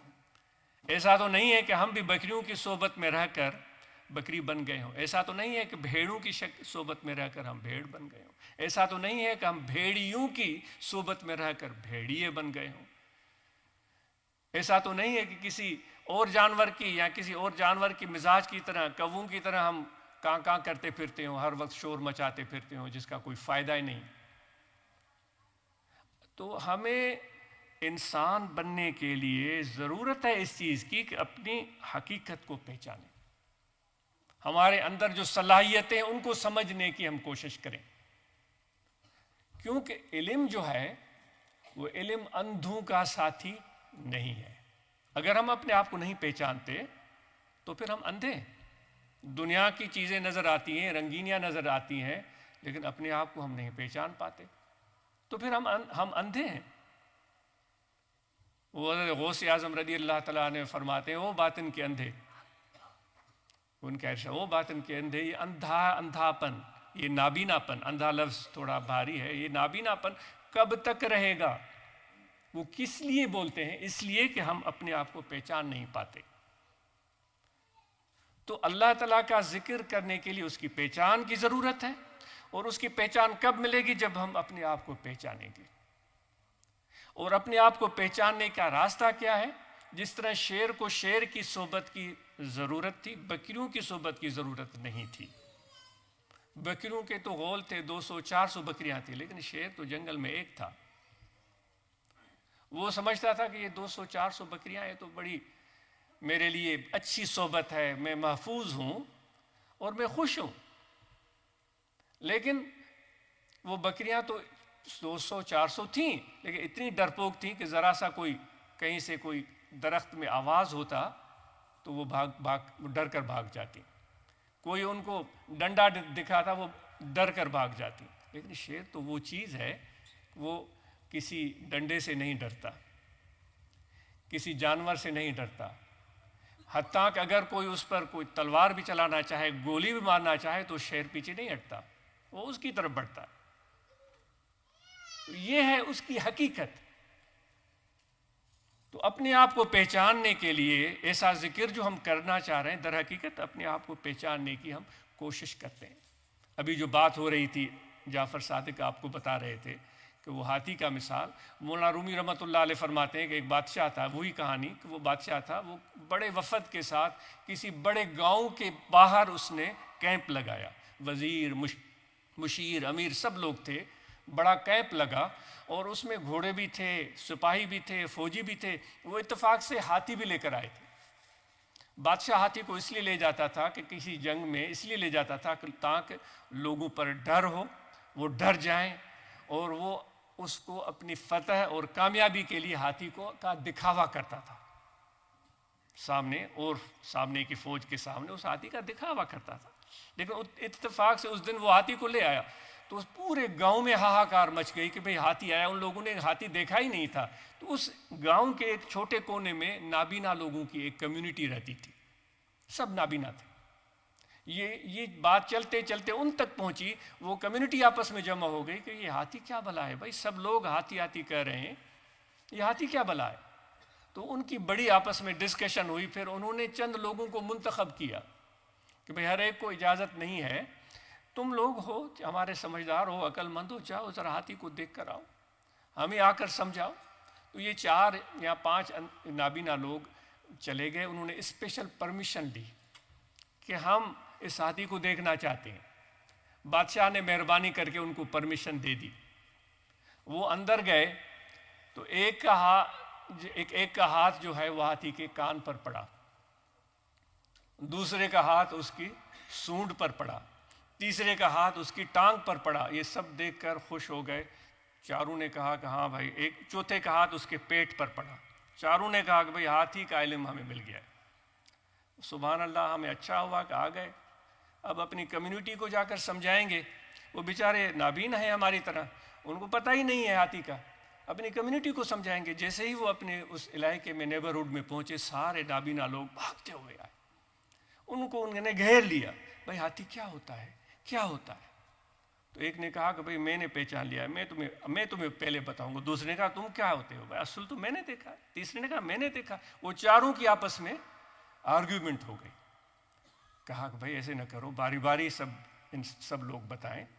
تو سب سے پہلے وہ بندہ کھڑا ہوا جس نے اس کے کان پر ہاتھ پھیرا تھا. اس نے کہا کہ ہاتھی ایک بہت چوڑا ہے اور کھردرا ہے, بہت چوڑا ہے اور کھردرا ہے. جس طرح قالین ہوتا ہے نا, اس طرح ہے. کان دیکھا ہے ہاتھی کا لمبا ہوتا ہے, جس طرح آپ گھر میں کارپیٹ یا رگ بچھاتے ہیں, بالکل اس طرح. سب نے کہا واہ بھائی واہ, اچھا ہوا کہ تم نے ہمیں ہاتھی کی پہچان دے دی. دوسرے کو کھڑا کیا. وہ شخص تھا جس کے سونڈ پر ہاتھ گیا تھا. اس نے کہا کہ بھائی اس کو پتہ نہیں ہے, میں تمہیں بتاتا ہوں. ہاتھی بالکل ایک پائپ کی طرح ہے, لیکن ہے اندر سے کھوکھلا. لیکن ایک بات ہے, بڑا خوفناک ہے اور تباہ کن ہے. کیونکہ سونڈ میں جب اس نے ہاتھ ڈالا تھا تو ہاتھی نے اس کے ہاتھ کو جکڑ لیا تھا نا. اس نے کہا وہ ہے بالکل کھوکھلا, لمبا سا, لیکن ہے خوفناک اور تباہ کن. وہ بڑی مشکل سے اس نے اپنا ہاتھ اس کی سونڈ سے بچایا تھا. سب نے کہا بھائی یہ تو نئی چیز ہوگی. تیسری شخص کی باری آئی جس نے ٹانگ پر ہاتھ پھیرا تھا. تو اس نے کہا کہ بھائی نہیں, میں آپ کو بتاتا ہوں. وہ بہت مضبوط ہے, مستحکم ہے, بہت مضبوط اور مستحکم ہے, اور بالکل فولاد کی طرح ہے. وہ ایسے سمجھے جیسے کہ بڑا ستون ہو, پلر جس کو بولتے ہیں. چوتھے نے کہا بے وقوف تجھے کیا پتا, میں نے اصل میں ہاتھی دیکھا ہے, میں تمہیں بتاتا ہوں. اس نے کہا بھائی نہیں, اصل یہ تھا کہ وہ بالکل ایک سپاٹ سا ہے اور دور تک ہے, چلا جاتا ہے, اور ایسے سمجھے جیسے کہ دیوار ہو. اب 4 نابینا لوگ اپنی کمیونٹی کو ہاتھی کا تعارف کرا رہے تھے, اور وہ چونکہ نابینا تھے, اپنے نابینا پن کی وجہ سے ان کے علم کو تباہ اور برباد کر رہے تھے. تو نابینا لوگ علم کے لیے تباہی کا باعث بنتے ہیں۔ وہ علم پہنچانے کے بجائے یہ کہہ سکتے ہیں علم نابینا لوگوں کا ساتھی نہیں ہے، نابینا لوگوں کا ساتھی نہیں ہے، کیونکہ وہ ادراک نہیں رکھتے۔ تو دوستو، ہم اور آپ یہاں اس لیے جمع ہوئے ہیں کہ اللہ تعالیٰ کا ذکر کریں، اور اس لیے جمع ہوئے ہیں کہ اللہ تعالیٰ کو پہچانیں، اس لیے جمع ہوئے ہیں کہ ہم اپنے آپ کو پہچانیں تاکہ اللہ تعالیٰ کی پہچان ہمیں مل سکے، اور آپ کی عظمت اور معرفت اور مقام اور مرتبہ کیا ہے۔ ہم سب کعبۃ اللہ شریف کی زیارت کے لیے جاتے ہیں، جو بہت عظیم مقام ہے، اس کی زیارت نصیب فرمائے اللہ تبارک و تعالیٰ، اور ہم بڑی تعظیم بجا لاتے ہیں۔ لیکن کعبۃ اللہ شریف اللہ تعالیٰ کی صفات کی تجلیات کا مرکز ہے۔ جو اللہ تعالیٰ کی صفات ہیں، رحیم ہے، رحمان ہے، کریم ہے، غفار ہے، یہ اللہ تعالیٰ کی صفات ہیں۔ ان میں سے چند صفات کی نزول کا مرکز ہے کعبۃ اللہ شریف۔ چند صفات کی نزول ان پر نازل ہوتی ہیں اللہ تعالیٰ کی طرف سے وہ صفات۔ وہ کہتے ہیں نا، حضرت باجید بستامی رحمۃ اللہ علیہ وہ حج کے لیے نکلے تھے، حضرت ابراہیم بن ادہم، تو وہ بڑے محبت اور عقیدت سے ہر منزل پر وہ نوافل ادا کرتے تھے، وہ خانہ کعبہ کی زیارت کرنا چاہ رہے تھے۔ تو ان کا سفر جاری تھا، وہ بھی میں بات عرض کرتا ہوں۔ تو یہ ہو گیا کعبۃ اللہ۔ لیکن آپ کو پتہ ہے اللہ تبارک و تعالیٰ نے ایک جگہ شاید فرمایا ہوگا یا نہیں فرمایا ہے، وہ میرا گھر ہے، یہ اللہ تبارک و تعالیٰ نے فرمایا ہو، یہ چیک کریں آپ، میں وہاں رہتا ہوں، یہ فرمایا ہو، یہ آپ چیک کریں۔ لیکن آپ کو پتہ ہے ہم کس پر بات کر رہے ہیں؟ کہ ہم اپنے آپ کو پہچانیں۔ آپ سمجھیں نا، پہلے گفتگو کا جو تھا وہ ہم اپنے آپ کو پہچانیں۔ لیکن اللہ تعالیٰ فرماتا ہے کہ مجھے زمین نہیں سما سکتا، مجھے آسمان نہیں سما سکتے، مجھے عرش اور کرسی نہیں سما سکتے۔ اے مومن بندے، میرے دوست، تمہارا دل میرا گھر ہے۔ اب کعبۃ اللہ کی عظمت اپنی جگہ، لیکن اے میرے انسان، میرے دوست، تمہاری عظمت کعبۃ اللہ سے بڑھ کر ہے، کیونکہ اللہ فرماتا ہے کہ تمہارا دل میرا گھر ہے۔ ایک جگہ نہیں، کئی جگہوں پر۔ لا یسینی ارضی ولا سمائی ولیکن یسینی قلب عبدی المومن۔ آسمان نہیں سما سکتے، زمینیں نہیں سما سکتی، عرش نہیں سما سکتے۔ من نہ گنجم ہیچ در بالا و پست، رومی کہتا ہے، در دل مومن بگنجم این عجب، گھر مرا جو ہی دروں دلہا طلب۔ میں نہیں سماتا آسمانوں میں نہیں رہتا زمینوں میں نہیں رہتا پہاڑوں میں۔ اگر میں رہتا ہوں تو اپنے مومن بندے کے دل میں رہتا ہوں۔ مجھ سے ملنا چاہتے ہو؟ وہ کہتا ہے پھر ان کے پاس بیٹھو تو میں تمہیں ملوں گا۔ اور کتنی آسان چیز ہے، اور ہم اس کو کس تناظر میں کس طرف لے جاتے ہیں۔ وہ بیٹائی صاحب فرماتے ہیں، چھو ونی ونکار ہت نگولی ہو تکے، لکو کین لطیف چے بارو چو بے پار، نائے نیڑ نہار تو میں دیرو دوست۔ جو سسی پنو کے واقعے میں فرماتے ہیں، سسی نکلی تھی پنو کی تلاش میں، اور وہ اس بمبور کبھی جانے کا اتفاق ہو، وہ کراچی سے دور نہیں ہے، وہاں اس کی پیدائش، وہاں اس کو محمد کھٹی نام ایک دھوبی نے اس کو پالا پوسا تھا۔ وہاں لوگ آئے تھے کوئی بلوچستان سے، پھر اس کی محبت ہو گئی تھی پنو کے ساتھ، تو پنو کے بھائی اس کو زبردستی پنو کو لے کر چلے گئے تھے۔ سسی بے چین ہو گئی کیونکہ اس کی شادی ہو گئی تھی۔ وہ پنو کی تلاش میں اکیلی اس بمبور سے نکلتی ہے، پھر وہ درخت آتے ہیں ان سے گزرتی ہے، پہاڑ آتے ہیں ان سے گزرتی ہے، ظالم لوگ آتے ہیں ان سے لڑتی بھڑتی ہے، پہاڑوں پر چڑھتی ہے، پاؤں اس کے لہو لہاں ہو جاتے ہیں۔ وہ کہتی ہے میرا شوہر، میرا پنو کہاں ہے؟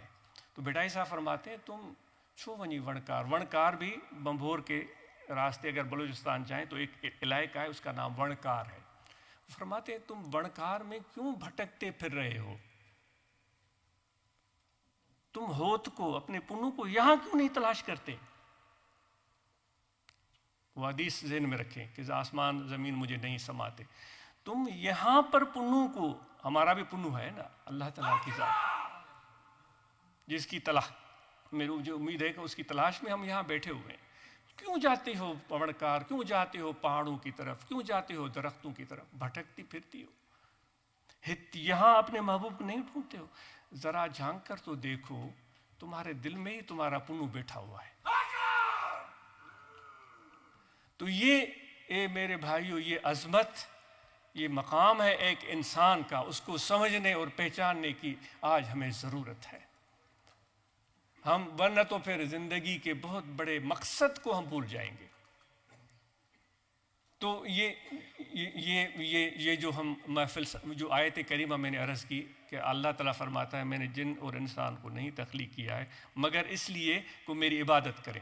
ابن عباس رضی اللہ تعالیٰ عنہ جو سب تفسیر کرنے والوں کے سردار ہیں، وہ یعبدون کا معنی کرتے ہیں یعرفون۔ میں نے اس لیے انسان اور جنوں کو پیدا کیا ہے کہ مجھے پہچاننے کی کوشش کریں۔ کیا ہم نے پہچاننے کی کوشش کی ہے؟ وہ طوطے کی طرح رٹے رٹائے ہم نے سجدے رکوع تو سیکھ لیے ہیں، اور وہ جاتے ہیں وہ مسجد میں یا گھر میں وہ رکوع سجود تو کر لیتے ہیں، لیکن وہ پہچان کہاں ہے خدا کی؟ وہ پہچاننے والا راستہ ہم کب پکڑیں گے تاکہ ہم خدا تک پہنچ سکیں؟ وہ خدا فرماتا ہے کہ میں تو تمہارے ساتھ ہوں، وَهُوَ مَعَكُمْ أَيْنَمَا كُنْتُمْ۔ تم تو کبھی شمال چلے جاتے ہو، کبھی جنوب، کبھی مشرق، کبھی مغرب، میں تو تیرے ساتھ ہوں، تم مجھے جانتے نہیں ہو، تم مجھے جانتے نہیں ہو۔ تو یہ چیز جو ہے یہ اولیاء اللہ کی صحبت سے ملتی ہے، اور آج ہم بڑے خوش قسمت ہیں، نہ صرف مرد حضرات، خواتین آئی ہوئی ہیں، اور پہچاننے کی جو بات آ گئی تو پھر اس میں ذمہ داریاں بھی انسان کی وہ بھی شامل ہو جاتی ہیں کہ نہ صرف اپنے مالک کو پہچانے بلکہ مالک نے جو ہمیں ذمہ داریاں دی ہیں ان کو بھی پہچانے۔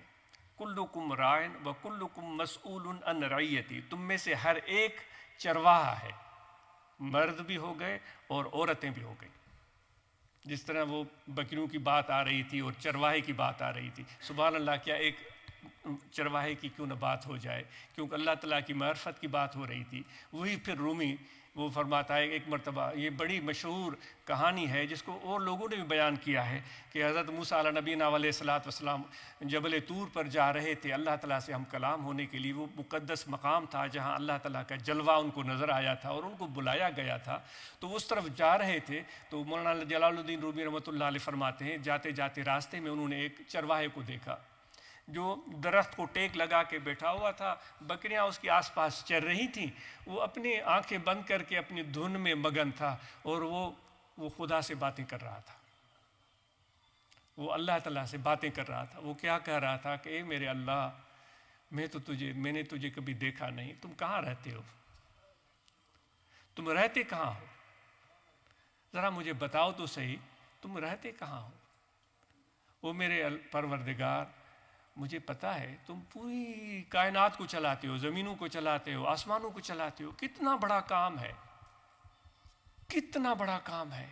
یہ سورج روشن ہوتا ہے، یہ چاند نکلتا ہے، یہ ستارے چمکتے ہیں، یہ ہوائیں چلتی ہیں، یہ دریا بہتے ہیں، یہ سمندر میں طغیانی آتی ہے، یہ درخت یہ سرسبز ہو جاتے ہیں، پھر یہ ان کے جو پتے ہیں زرد ہو جاتے ہیں، پھر ان کے پتے گر جاتے ہیں، پھر ان میں زندگی کی رمق آتی ہے، پھر پرندے اس پر جمع ہوتے ہیں۔ اے پروردگار، تو ہی تو یہ سب رنگ دکھاتا ہے۔ ان پرندے وہ اس درختوں پر آ کر گھونسلے بناتے ہیں، پھر وہ جوڑیاں بناتے ہیں، پھر ان کے انڈے بنتے ہیں، ان سے بچے نکلتے ہیں۔ سبحان اللہ، کیا تیرے کام ہیں۔ زندگی کا آغاز ایک گھونسلے سے ہوتا ہے، پھر ان کی چہچہاٹ سنائی دیتی ہے، اتنا کام کرتا ہے۔ اے میرے اللہ، تو اتنا کام کرتے کرتے تھک تو جاتا ہوگا، کیا مجھے اجازت ہے کہ میں تمہیں دباؤں؟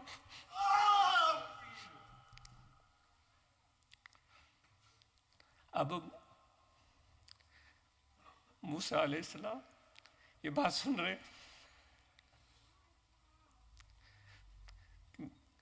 کہ میں تمہیں دباؤں، تم تھک جاتے ہوگے اتنا کام کرتے کرتے۔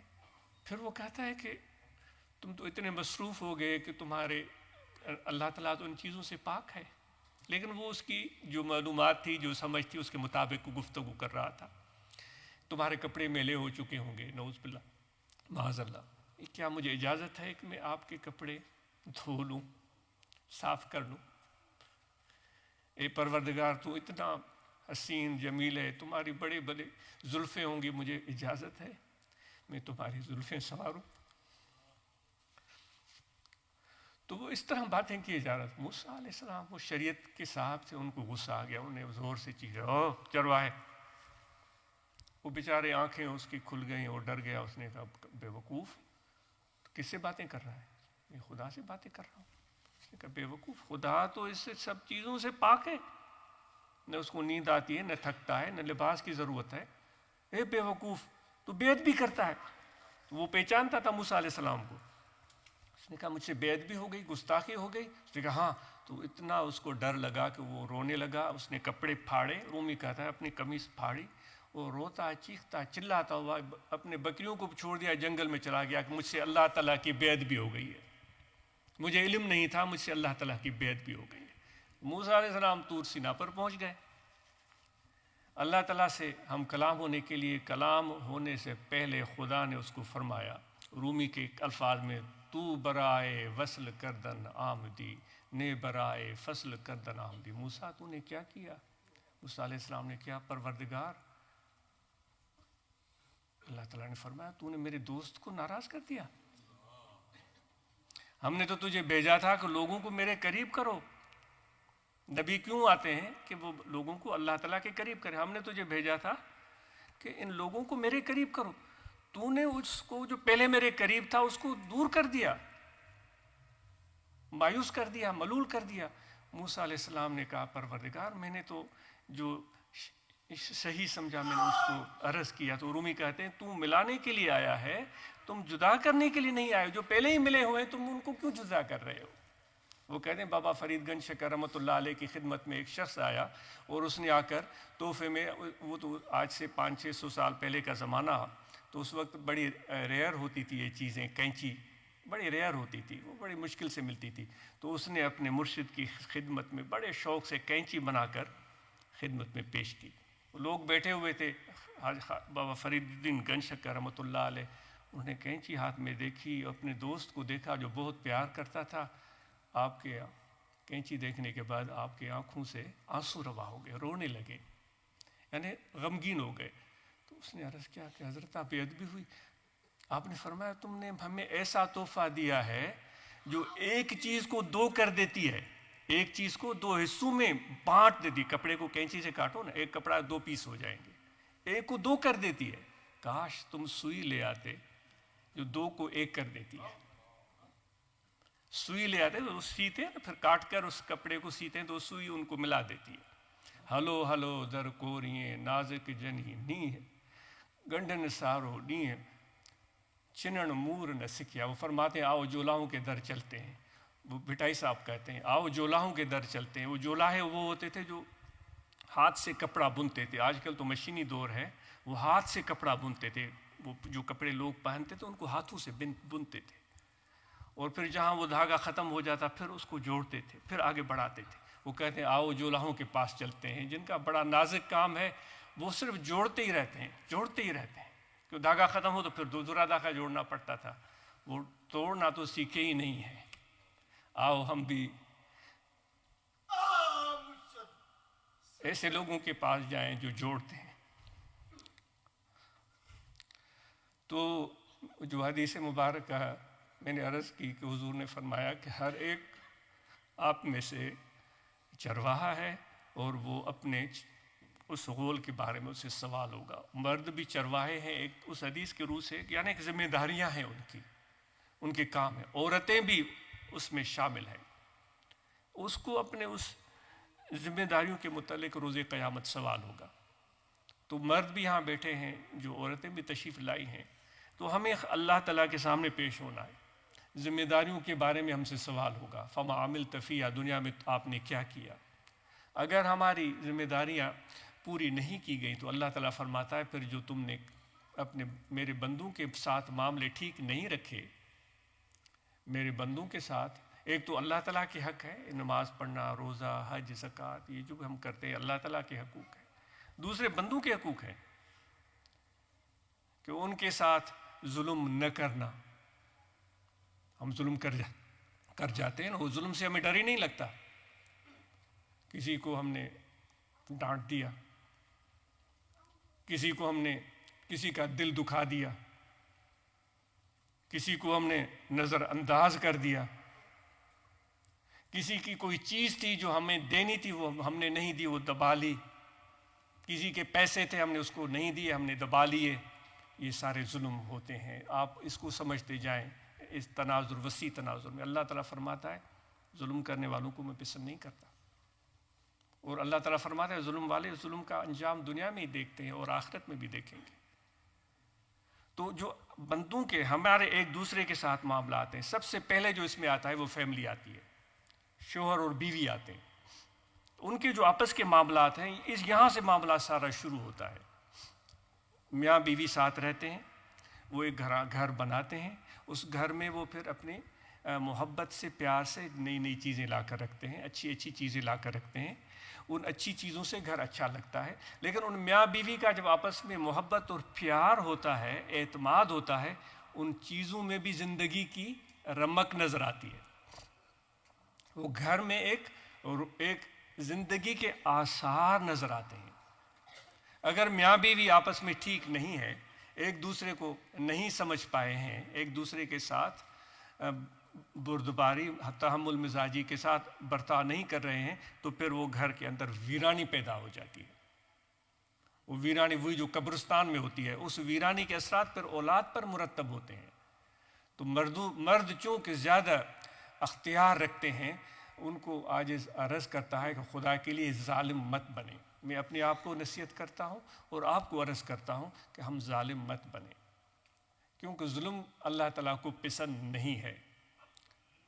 تو اس طرح نہ ہو کہ ہم اپنے گھر کا ماحول اپنے زیادتی، ظلم، لاپرواہی کی وجہ سے خراب کر دیں.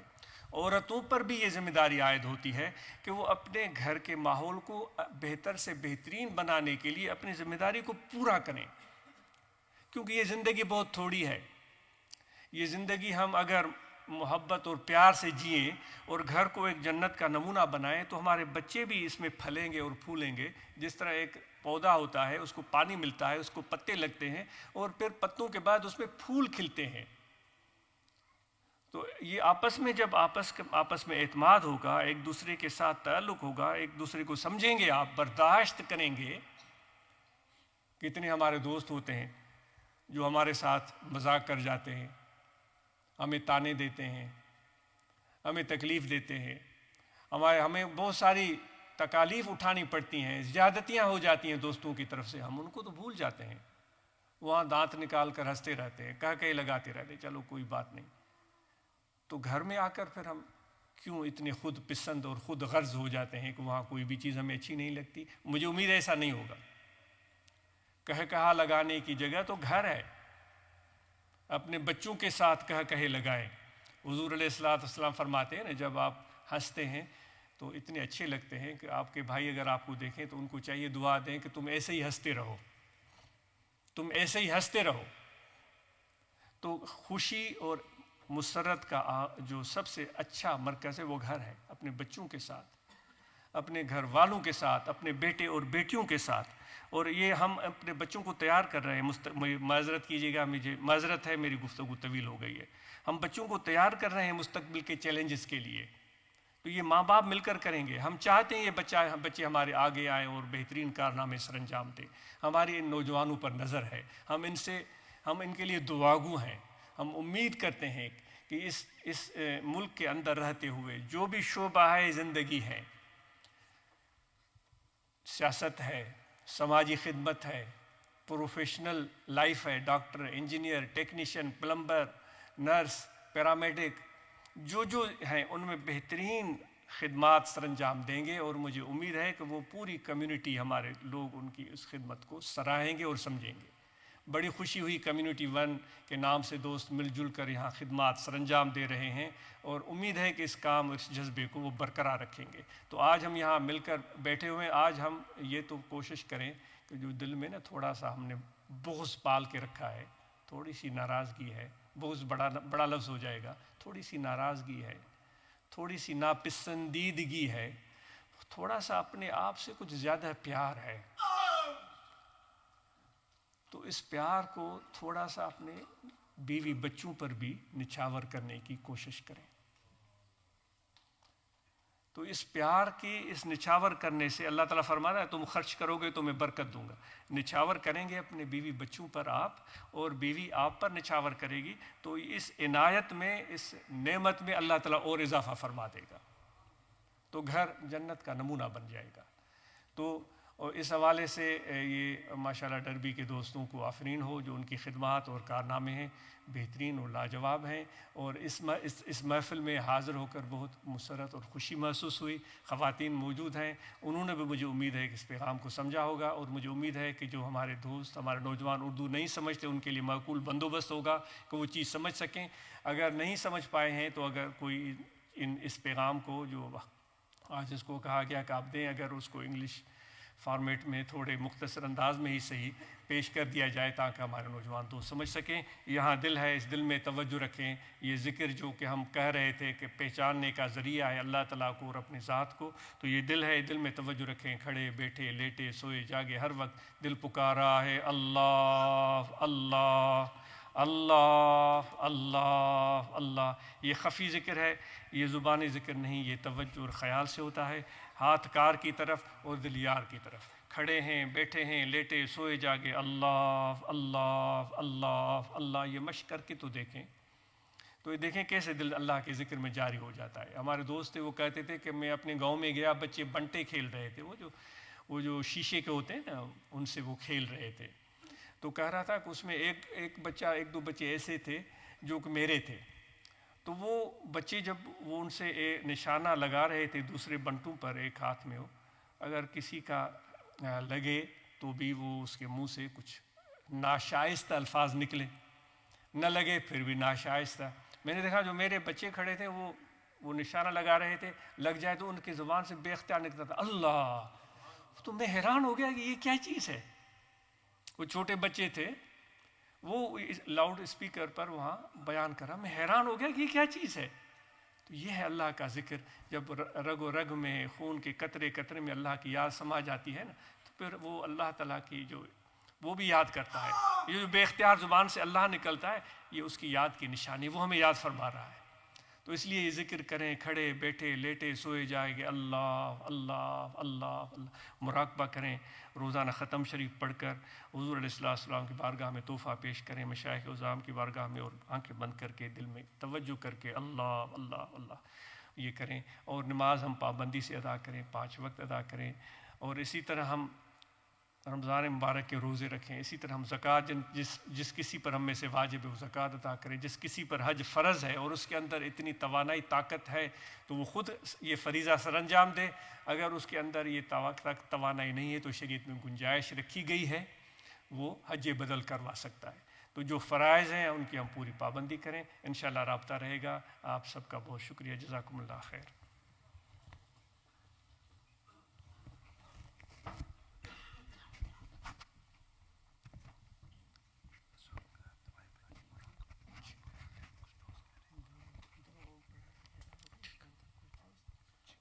ٹھیک ہے، پڑھا لیتے ہیں. جی یہ تھوڑی دیر دوستوں نے کہا ہے کچھ دوست دعائیں پڑھنا چاہتے ہیں، تو دعائیں پڑھا دیتے ہیں. جو بھی پڑھنا چاہیں تو جن کا ارادہ ہو تو وہ دعائیں پڑھ سکتے ہیں.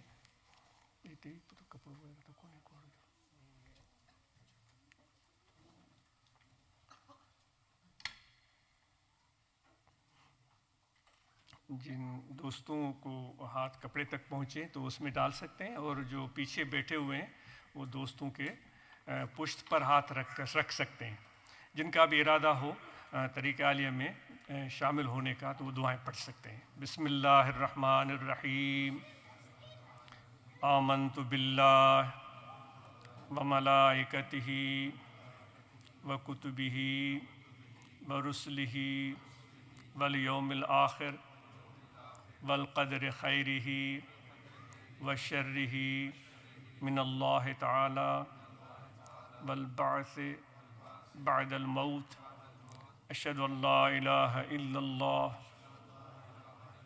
وحدہ لا شریک لہ واشہد ان محمدا عبدہ ورسولہ. استغفر اللہ تعالی ربی من کل ذنب واتوب الیہ. دعا کے لیے ہاتھ اٹھائیں. دعا ہم سب کے لیے. الحمدللہ رب العالمین. اللہم صلی علی سیدنا و مولانا محمد وعلی آلہ وصحبہ اجمعین. اللہم ربنا آتنا فی الدنیا حسنۃ وفی الآخرۃ حسنۃ وقنا عذاب النار. یا الہ العالمین ہماری خطائیں معاف فرما دے. یا الہ العالمین ہماری آسانی عطا فرما. یا الہ العالمین ہمیں باہمی محبت اور اتفاق عطا فرما. یا الہ العالمین ہمارے رزق اور روزی میں کشادگی عطا فرما. جو مشکلات کا شکار ہیں مرد اور خواتین ان کی مشکلات آسان فرما دے. جن کی تمنائیں ہیں نیک اولاد کی یا الہ العالمین ان کو صالح صحت مند اولاد عطا فرما. جن کو قرض مرض اور میں مبتلا ہیں یا الہ العالمین ان کو قرض اور مرض سے نجات عطا فرما. جو بیمار ہیں ان کو صحت یابی تندرستی عطا فرما. یا الہ العالمین ہمارے مسلمان بھائی جو تکالیف میں مبتلا ہیں فلسطین میں غزہ میں کشمیر میں اور جہاں جہاں بستے ہیں یا الہ العالمین ان کی مشکلات کو آسان کر ان کو آزادی عطا فرما. ظالموں کو اپنے انجام پر پہنچا. اے پروردگار ہمیں ظالموں کے ظلم سے محفوظ رکھ. اے پروردگار ہماری زندگیوں کو ہمارے شب و روز کو اپنی یاد اور ذکر میں بسر کرنے کی توفیق عطا فرما. ہماری حاضری قبول فرما. ربنا جو احباب جنہوں نے یہ پروگرام منعقد کیا ڈربی کے ہمارے دوست ہمارے نوجوان ان سب کی اس جذبے اس خدمت کو قبول فرما دے. ان کو برکتیں عطا فرما دے. ان کو اچھا روزگار اور کامیابی اور بھلائی عطا فرما دے. جو ہمارے پیارے وفات پا چکے ہیں ان کی مغفرت فرما. ان کو جنت الفردوس میں اعلیٰ مقام عطا فرما. ربنا تقبل منا انک انت السمیع العلیم وتب علینا انک انت التواب الرحیم. صلی اللہ تعالی علی خیر خلقی و نور عرشی سیدنا مولانا محمد وعلی آلہ وسلم. تھوڑی دیر کے لیے 5 منٹ کے لیے مراقبہ کریں گے. تو خواتین اور مرد جو ہیں 11 مرتبہ درود پاک پڑھیں اور ایک بار علم شریف 11 مرتبہ لیلاف شریف اور 11 مرتبہ قل واللہ اور آیت کریمہ ان رحمت اللہ قریب من المحسنین اور آخر میں درود شریف. جن احباب نے بیعت کی ہے ان کو گزارش کی جاتی ہے کہ آپ طریقہ اہل نقشبندیہ میں بیعت کی گئی جس کی ابتدا سیدنا صدیق اکبر رضی اللہ تعالیٰ عنہ سے ہوتی ہے. اور اس طریقہ عالیہ میں جو سب سے زیادہ زور دیا گیا ہے وہ محبت پر دیا گیا ہے. جتنی محبت مرشد کامل سے زیادہ ہوگی اتنا زیادہ فیض اور فائدہ حاصل ہوگا. اور محبت مرشد کامل کی حضور علیہ الصلاۃ والسلام کی محبت تک پہنچانے والی ہے. حضور علیہ الصلاۃ والسلام کی محبت اللہ تعالیٰ کی ذات تک پہنچانے والی ہے. اور اس کے ساتھ صحبت جب بھی موقع ملے صحبت میں آئیں اور صحبت میں بیٹھیں اور صحبت سے مستفید ہوں. گفتگو ہی صحبت کا ذریعہ نہیں فائدہ حاصل کرنے کا. خاموشی سے بھی آدمی محبت والا بڑی برکتیں پاتا ہے. تو جب بھی موقع ملے تو صحبت میں رہیں اور مراقبہ کریں اور تصور شیخ مراقبہ میں کریں اور نماز پنجگانہ ادا کریں. اور توفیق جن احباب کو ہو تو وہ تہجد کی ادائیگی کریں. اور اسی طرح رمضان کے مہینے میں ہم روزہ رکھیں. زکوٰۃ جن پر واجب ہے وہ زکوٰۃ ادا کریں اور جن پر حج فرض ہے وہ حج کی ادائیگی کی کوشش کریں.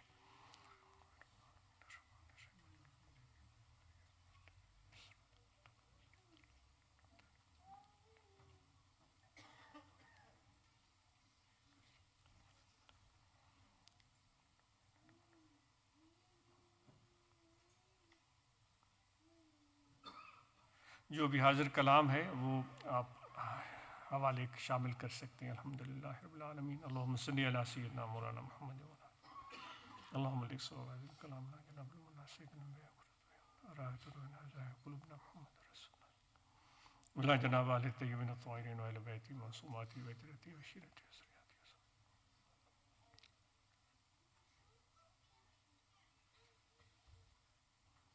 ولا جناب سائر المسلمین والمسلمات اللہم اتنا من فضل صلی اللہ تعالیٰ علی خیر خلقی و نور عرشی سیدنا مولانا محمد وعلی آلہ وسلم. تھوڑی دیر کے لیے ہم آنکھیں بند کر دیں گے اور توجہ سارا دل کی طرف کریں گے. سارے دوست جو ہیں وہ دنیاوی چیزوں کو بھول جائیں کہ نہ زمین ہے نہ آسمان، کچھ بھی نہیں، فقط اللہ تعالیٰ کے ذات پاک موجود ہے، اور دل میں ذکر ہو رہا ہے اللہ اللہ اللہ اللہ۔ حضور نبی پاک علیہ الصلاۃ والسلام کا وہ فیض، وہ نور، وہ روشنی مشائخ نقشبند کے توسل سے، مرشد کامل کے سینے سے وہ نور، وہ روشنی ہمارے دلوں میں آ رہا ہے، اور دل ہمارے روشن اور منور ہو رہے ہیں۔ جو گناہوں کے اثرات ہیں دل پر، وہ سیاہی گناہوں کی دور ہو رہی ہے، اور دل مثل آئینے کے روشن اور منور ہو رہا ہے۔ دل میں عاجزی اور انکساری ہو، اپنے گناہوں کو یاد کریں، اپنی غلطیوں کو یاد کریں۔ جتنی عاجزی اور عبدیت ہوگی دل میں، اتنا اللہ تعالیٰ کی طرف سے بندگی کا احساس ہوگا، اتنا اللہ تعالیٰ کی طرف سے رحمت کا نزول ہوگا۔ اور تسبیح کو کٹایا جائے گا صرف اس لیے کہ آپ کے ذکر کے خیال میں تسلسل رہے، یہ یاد دلائے گا آپ کو کہ دل میں ذکر ہو رہا ہے اللہ اللہ۔ کچھ قرآن مجید کی آیات اور نعتیہ کلام، کچھ نصیحت کے اشعار پڑھے جاتے ہیں تاکہ محبت اور شوق میں اضافہ ہو۔ اللہ اللہ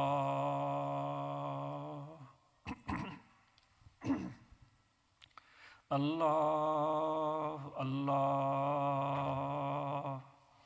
اعوذ باللہ من الشیطان الرجیم، بسم اللہ الرحمن الرحیم۔ انا اعطیناک الکوثر فصل لربک وانحر ان شانئک هو الابتر۔ آمنت باللہ صدق اللہ مولانا العظیم وصدق رسولہ النبی الکریم۔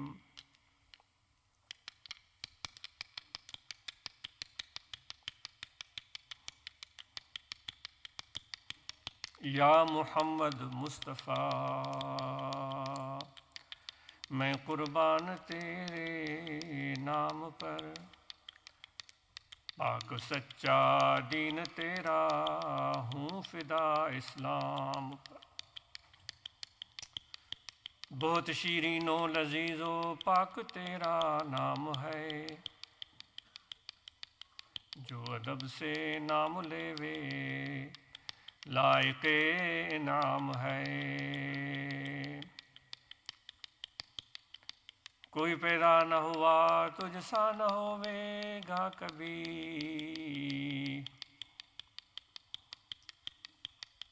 جو نبی پیدا ہوئے خادم بنے تیرے سبھی۔ اللہ اللہ۔ تجھے پیدا کیا کس واسطے اللہ نے اے دل، تجھے پیدا کیا کس واسطے اللہ نے اے دل، سمجھ کر بھول جاتا ہے یہ تیری کیسی مستی ہے، سمجھ کر بھول جاتا ہے یہ تیری کیسی مستی ہے۔ ارے دل بندگی میں کس لیے کرتا تو سستی ہے، ارے دل بندگی میں کس لیے کرتا تو سستی ہے۔ خلائق دیکھ کر تیرا تماشا ساری ہستی ہے، تجھے پیدا کیا کس واسطے اللہ نے اے دل، سمجھ کر بھول جاتا ہے یہ تیری کیسی مستی ہے۔ اللہ اللہ اللہ اللہ۔ ذکر چاہیں تھی یہ محبت خدا دی، تے بڑھ ونج خاک قدم اولیاء دی، جنا پکڑیا ہے دامن اولیاء دا، انہاں پکڑیا ہے دامن مصطفیٰ دا، انہاں دا ہتھ رسول اللہ دا ہتھ ہے، رسول اللہ دا ہتھ اللہ دا ہتھ ہے، ید اللہ فوق ایدیہم گواہی، دنا جگ وچ انہاں دی بادشاہی۔ اللہ نظر کر خاک کو سونا بناون مگس کو کرہما ظاہر دکھاون جہیں تے چا مہر دے بھال بھالن قسم رب دی ہزارہ درد ٹالن اللہ اللہ اللہ اللہ کرنے والے جنتوں میں جائیں گے جو ذکر نہیں کرتے وہ بہت پچھتائیں گے اللہ اللہ دعائے خیر ہم سب کے لیے الحمدللہ رب العالمین والعاقبۃ للمتقین الصلاۃ والسلام علی رسول سیدنا مولانا محمد وعلی آلہ وصحبہ اجمعین اللہم ربنا آتنا فی الدنیا حسنۃ وفی الآخرۃ حسنۃ وقنا عذاب النار ربنا ظلمنا انفسنا وإن لم تغفر لنا وترحمنا لنکونن من الخاسرین خداوندہ مقصود ما توہی و رضائے تو محبت و معرفت خود مارا بلے وصلی اللہ تعالی علی خیر خلقی و نور عرشی سیدنا مولانا محمد وعلی آلہ وصحبہ اجمعین.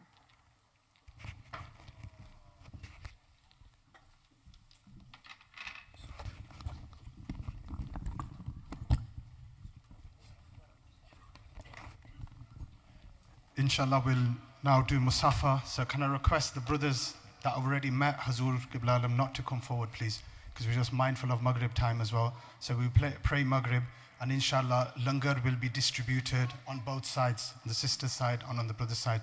So if you want to come in a single file line towards the front, then you can meet Hazur Qibla Alam, inshallah.